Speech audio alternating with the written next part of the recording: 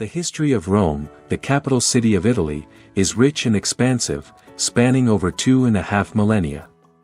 Here's a brief overview. Ancient Rome. Rome was founded in the 8th century BC, according to legend, by Romulus and Remus. It grew from a small village to a powerful city-state, eventually establishing itself as a republic in 509 BC. During the Roman Republic, Rome expanded its territory through conquest and became a dominant power in the Mediterranean region.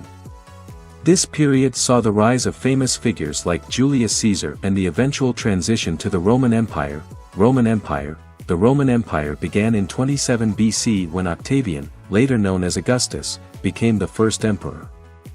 The empire reached its peak in the 2nd century AD, covering vast territories across Europe, Africa, and Asia.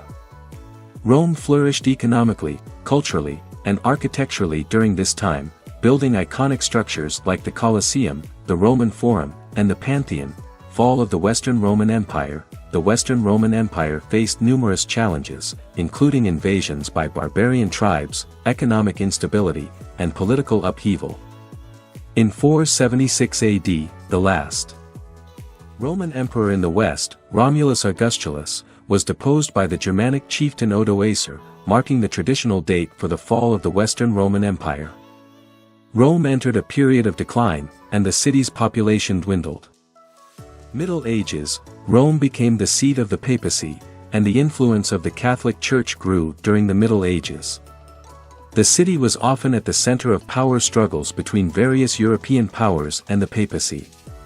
The Renaissance brought renewed interest in classical antiquity, leading to a revival of art, architecture, and learning in Rome.